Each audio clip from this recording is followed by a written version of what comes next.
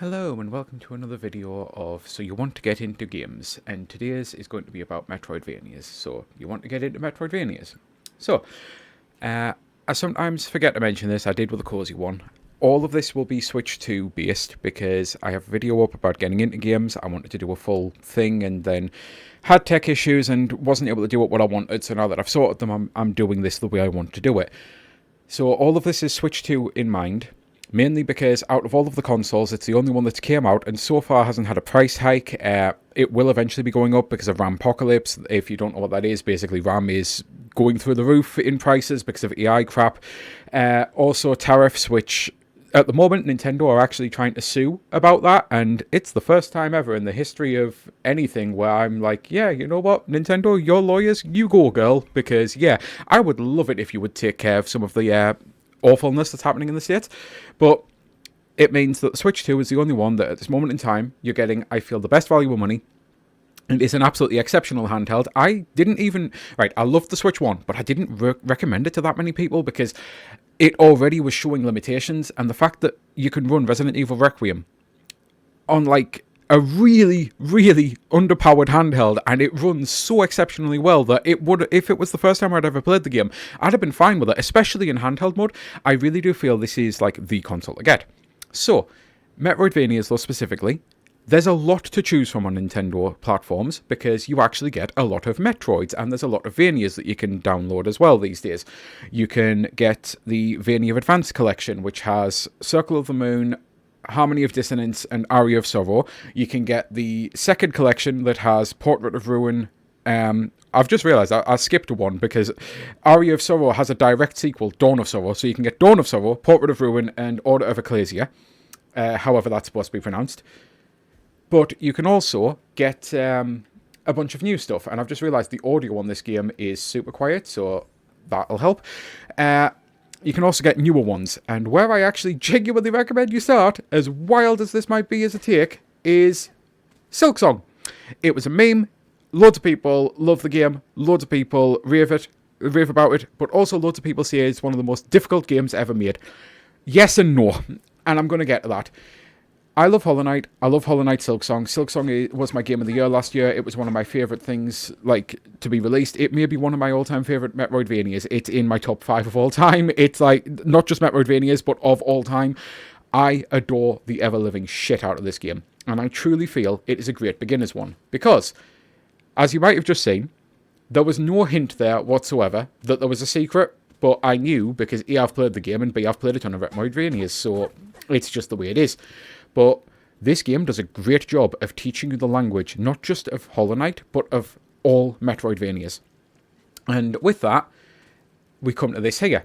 I'm stuck at some vines. It's literally telling me to attack. So I now know that when I see vines, I can attack. And you may be sitting there thinking, that is the most baseline knowledge ever. Yes, that's the whole point. This game teaches you how to play all of these games. Oh, look at that. I didn't do that. It's because I have to jump. It teaches you about pits, it teaches you about ledges, it teaches you about enemies. Like, they look fuzzy and cute, but they've got spikes on them, so I have to hit them. And again, under the guise of, I now know that there's secrets because of that starting area. Maybe I accidentally discovered it, maybe it's just because I knew about it. When I first came here, I actually missed the first secret I've shown you, but I got this one because as soon as I saw the water, it's like, there's something under that. I've played enough Metroidvanias to know that. And sure enough, there was. And sure enough, there's more vines, which I've already been taught how to smash. And I'm going to try my best to now actually get to the first boss, because this is something else I want to discuss that it also teaches you. People say Hollow Knight Silksong is an incredibly difficult game. Now, difficulty is subjective. I understand I'm very good at video games. I play them a lot. I especially play this genre a lot. I really do like challenging games. I enjoy overcoming the challenge. That's kind of the whole point of why I play challenging games. I don't feel Silksong is as hard as people make it out to be. I think people just don't know, and I don't want this to come off as weird elitism.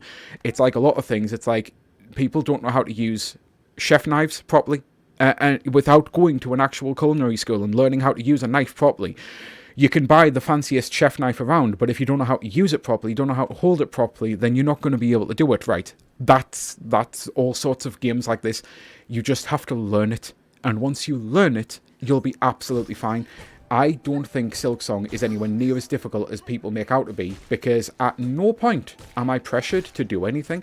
Now, obviously, I've got to dodge enemies here, dodge attacks and things, but I'm going to show you the most boring boss fight you'll probably ever see, because I'm not going to attack, at least for a good minute or two, because I want to show something, I want to prove just what this game is. If you take the time to actually learn the patterns, which is what Silksong tries to tell you. Silksong keeps reminding you, hey, don't like brute force things. That's not what this game is. Just actually try to, learn it. Try to be a part of the world. Try to focus. You'll be fine. You can beat these without ever getting any upgrade. Now, getting upgrades definitely makes things a lot easier. I'm not going to lie and say it doesn't, because it 100% does. That's where some of the subjective difficulty comes into, because when I first played this game, I actually, Act 1, I did, without knowing it, the absolute perfect route to be able to get all of the stuff that I needed to get. And I now need to take a quick break, because I am doing some real life stuff, so I'm going to do a cut here. Yeah, sorry about that. I wanted to get 3 videos done today, but I have some real life stuff I had to take care of, and I figured I'd be able to do it, but I'd have to take a quick break. So, as I was saying, I managed to accidentally do all of Act 1 in the perfect order.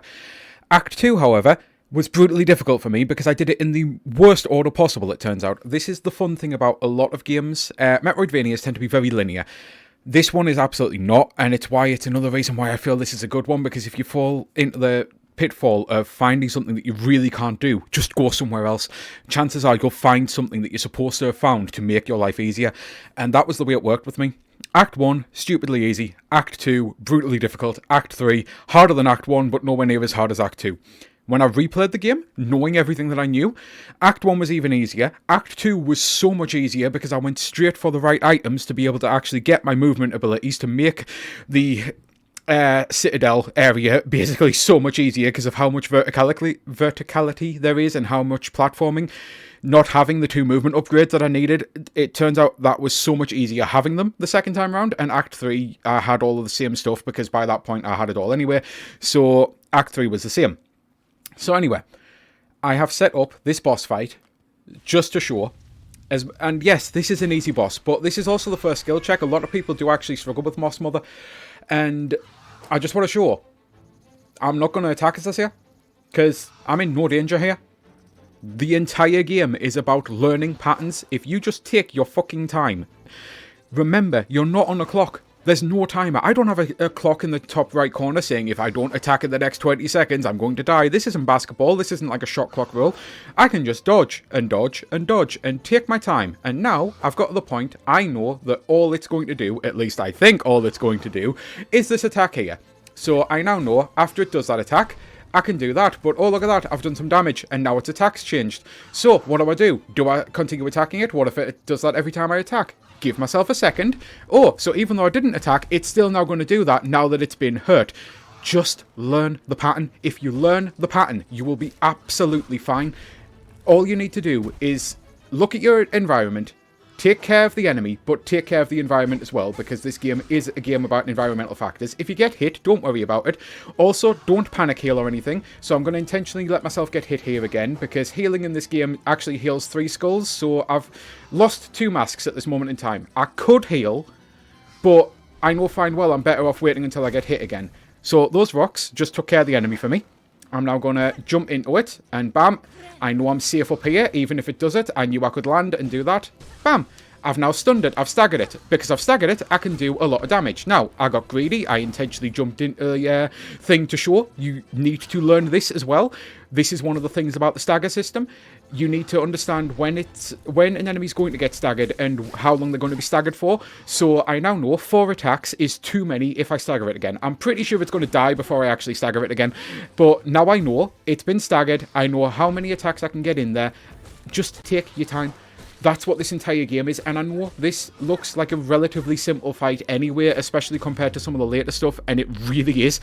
But all of the bosses in this work in the same way. Take your time, be patient, don't worry about damage. Doesn't matter if you take an hour to beat a fight that people can do in 30 seconds.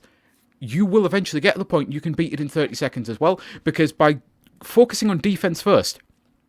It'll allow you to actually learn when to do offense properly, and it'll carry you through the rest of the game. There are some bosses that I struggled on, and then some that I beat first time, because I'd learned so many of the game's patterns, and I was like, yeah, it's not the same, but it's kind of similar, so I just do that, and then bam, yeah. And by leveling up your weapon ability, because you can get oil to basically sharpen the nail, there's so many different upgrades, and there's tools as well. The tools in this game are exceptional. There's some brilliant ones. You can get something called a cog fly, which is amazing. I beat the game 100% on the Switch and then 100% on the PC, and when I played it on the PC, I actually had horrendous input lag on the final fight, and I don't know why. No one knows why. I know the people who played it on the PC who also had horrendous input lag. I don't get it, but on the Switch, it ran fine, so I was able to beat the fight properly. On the PC, I had to cheese it, and by cheese it, I essentially mean I used all of my items. So I set up a build, because I was very good at the game and knew how to work builds. I set up a build with something called an Architect Crest, where I basically could constantly replenish my tools and let my tools beat the fight for me. There are so many different ways to actually succeed in this game. It seems daunting, it seems punishing, it seems brutal. It's really not. Just take your time with it and you'll be fine. And I truly do believe this is the best one to get into them with, because Hollow Knight is a little difficult compared to Hollow Knight Silksong, and I actually struggled a little bit with it, and I know I'll have mentioned some of this in other videos, but I have to kind of cover everything when I do one of these how to get into games, because I can't assume that everyone else has watched those. So if you have watched those and you're like, why are you saying the same things again? Apologies, kind of have to do this. This will be someone's first video of mine, if you know what I mean. Like, someone's first video was always a different video, if you know what I mean. So Hollow Knight is a good one, but I don't think it's a great one to get into, because I feel it doesn't teach you as well as Silksong does. And yes, story-wise, this is set after Hollow Knight, but I still feel you could play this and then play Hollow Knight and still get a really great experience. But this is the part of the video where I'm actually coming towards the end, so I'm going to mention other games. I've already mentioned all of those Castlevanias. The 2 Castlevania collections I mentioned are actually a really great place as well to start. The problem is, so Circle of the Moon I don't feel is a good beginner's Metroidvania. Harmony of Dissonance is good, but it's not a great one. Aria of Sorrow and Dawn of Sorrow are 2 truly exceptional games, but they're on separate packs. And Portrait of Ruin is good, but not amazing. It's probably a little worse, I feel, than Harmony of Dissonance. It kind of, the way the trilogy went, it's like you've got the stereotypical one, the let's be edgy one, and the let's be just like a really great perfectionist one. Aria and Dawn are 2 of the best Metroidvanias in the Castlevania side of things ever, but then Order of Ecclesia really isn't that great. Circle of the Moon, I like it, but it isn't that great. And as I say, Harmony and Portrait are very similar games. I can't see why without spoiling. It's, yeah. So it's one of those. Those are a good place to start, but as you're on a Nintendo Switch, like, all things assuming, you have access to the Game Boy Advance app, hopefully. If you sign up to NSO, you'll be able to play Metroid Fusion, Metroid Zero Mission. Those are 2 great games to get into. I absolutely love them. You'll be able to play on the Super Nintendo emulator that's on this the NSO, and you'll be able to play Super Metroid. I'm one of the heathens who doesn't actually like Super Metroid. I also don't like Metroid Dread or Metroid Samus Returns. Those are just 3 games I do not vibe with. This may be one of my favourite genres, and I absolutely love Metroid and Metroid Prime and everything. Metroid Prime is not a Metroidvania, technically. It's own thing. It's like a first-person adventure, so that's not a great one to start with Metroidvanias, but it is a great one to start with that genre. But that genre is also not really that expansive, because not a lot of people make them, because they're really difficult to make. But you've got access to the Metroid games. You'll be able to buy the Castlevania games, and they run great on the Switch. You'll be able to get Hollow Knight, as I say, Silksong. There's so many, though. There's Blasphemous. I don't want to go through millions and millions and overwhelm people, because I truly do feel, start with Silksong. Yes, it is a difficult game, and if you've never played games before, that actually might help you, because I know someone, she's a good friend, she always tells me she's bad at games, like always. Ever since I met her, it's like, I'm not really a gamer, I don't really play games, I'm not good at them. We started talking about Hollow Knight one day, and she was like, oh my god, I loved Hollow Knight, like, it was really, really good, I played all the way through it, like, I don't know why everyone says it's hard, and I'm like, I'm confused. You said you don't like hard games and you don't understand why. And by the time she'd explained it, it's like, actually, yeah, that makes sense. And now with Silksong, it really makes sense. I think if you haven't played games like these, you're better off if you start with something like this, because by the time you beat this, you'll easily be able to move on to any other Metroidvania. And she just basically did what I've said here, and I'm not saying that like I've stole her idea for the video, because this is something that this is a conversation I had like 6 or 7 years ago, and I've kind of only just remembered this happened. But yeah, she basically said the same thing. She's like, she wasn't the best at platformers, so she just took her time and learned it. She didn't do any of the more advanced platform stuff, I don't think. She did the Path of Sorrow, or Path of Pain, it might be called even. Yeah, Path of Pain. What the hell's Path of Sorrow? Anyway, ADHD moment. So she didn't do that, but she did all of the bosses. She did the story. And no one says that you should do all of the extra content in these games. The way that Silksong especially works, there's so much in it. You could miss a bunch of bosses. There's some that I actually still haven't played, and I've beat it 100% twice. You could miss a bunch of encounters and still get more than enough of a quality gaming experience. But then if it hooks you and you get like truly into it and you love it, you'll want to replay it again, and that's when you'll notice, hey, I'm a whole lot better now because I already know the pattern. Instead of needing to spend 5 minutes dodging, I know exactly when to attack, exactly when to dodge, exactly what to do, and you'll play through it, and suddenly it'll be a case of, oh, I didn't do this last time, no, I found a new boss. And there's so many things that I think this is a great beginner's Metroidvania. I truly do. I think it is the perfect place to start. And oh, I'm going to actually stand here and end the video with Sherma singing, because Sherma is one of my favourite NPCs in this entire game. So yeah, I know this has been shorter than some of the others, but some of the others I had to really go far into it. With Metroidvanias, there's not much more that I could actually say. Maybe I should have mentioned the whole premise, and I've only just realised that now. I mentioned a lot of stuff that you might understand if you know these games, but if you don't, what I meant by Act 1 and going to different areas, unfortunately I don't have a map, and if I load the completed file, that's going to have so many spoilers in it, so I don't want to do that.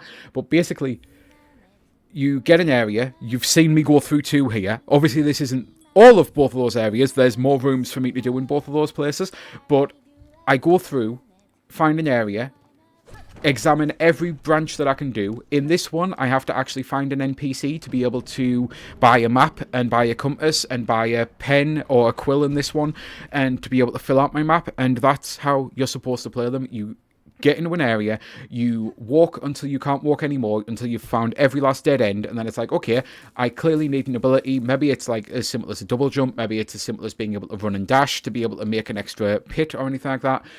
I have exhausted all of this, so now I'm going to backtrack, and oh look, there's a room that I didn't see over to the left, and by going to the left I find a boss, and by finding a boss I find an item. By finding that item, it turns out now I can go to the right, where I just found. That's the whole point of a Metroidvania. It's about backtracking, it's about puzzle exploration and combat. They're honestly some of the most fun games, but they're definitely difficult to get into, because a lot of people don't like backtracking either. People want linear experiences because they feel backtracking is wasting their time. It's like, I've already been to this area, I've already done this, why would I want to do it again? You can't go into these games with that mindset. At the end of the day, all video games are is wasting time. So if you look at it from that point of view, backtracking doesn't matter, because either way you're technically wasting time, as long as you're having fun with the backtracking, and there's usually a reason to the backtracking. It's never a case of it gives you an area that you can't go to out of malice. It gives you an area that you can't go to because of how these games are designed. If they designed it linearly, the map would stretch out so ridiculously far, and it wouldn't be fun to explore, and then it would mean that if you missed something in an area, it would be awful. Whereas in this, let's say you've got a hexagon. In fact, to be honest, the thing over there on the left, this here, the silk skill, every one of these points, so up, down, left, right, so this would be more of a pentagon thing, because there's like 6 points essentially. Imagine a line goes out of every one of those, and then connect all of those with a line to build an actual hexagon. You would then go to the top left quadrant, the top right quadrant, the bottom left quadrant. The bottom left quadrant sends you back to the top left quadrant. The top left quadrant then opens up another quadrant even further to the left. By doing that top left quadrant, it then opens up something in the bottom right quadrant. That's the whole point of them. By doing that, it condenses the map down. Yeah, you're backtracking. You're always going to be going through the middle area so many times, but it would be so much better than, I've just mentioned 6 quadrants there. If you'd forgot something in quadrant 1 and you're in quadrant 6, running all the way back to 1 would be brutal. The backtracking is more of an issue than people make it out to be. Hang on, I might have said that the wrong way. Less of an issue than people make it out to be. People make more of an issue out of the backtracking than they should do, is what I was trying to say. It's just something with a genre, and it's something you'll have to put up with. And it's why I, again, truly do feel Silksong is a great one for that, because I actually backtracked way less in this game than I thought I would. And it's because when I was backtracking, there was usually a reason for it. I was doing a quest, and that took me just to another area. That doesn't feel like backtracking to me. Yeah, I've been to that area, but I clearly hadn't done that quest because I was in the middle of doing that quest. So with that, I think I'm finally done, and I'm now going to do the rest of the real life stuff that I've got to do, because this video has gone way longer than I thought it was going to, even with cutting about 5 minutes of footage out from having to run and do stuff. So this is where I would say to start. Hopefully this video has helped. This is one of those where if people do have recommendations, post them in the comment. Maybe you feel there's a better one to start with, but even if you don't start with one that's considered brutally hard like Silksong, if you're on the Switch, Zero Mission would probably be the starting point. Maybe Metroid Fusion. Metroid Fusion was the first Metroid game that I truly got into, and it is what gave me the love of this franchise, so I definitely know it's a good starting point, and you don't need to have played any of the Metroid games. That's also free with your subscription, so you're not having to spend any money. Obviously, you're spending the money on the subscription, but that would be another really great place to start. But I think it's one of those, everyone says, like, when you fall, get back up on the horse. I think this is the kind of game. Just try it, because if you can manage it, there isn't a single other Metroidvania out there that should ever give you severe fear, because you've beat Silksong, so you know you've got what it takes to be able to go into it, whether it's an easy one or a difficult one. So yeah, with that, I'm going to end the video, and until next time, see you. I've been Sky Fellowship. I hope you have a great rest of your day. Bye!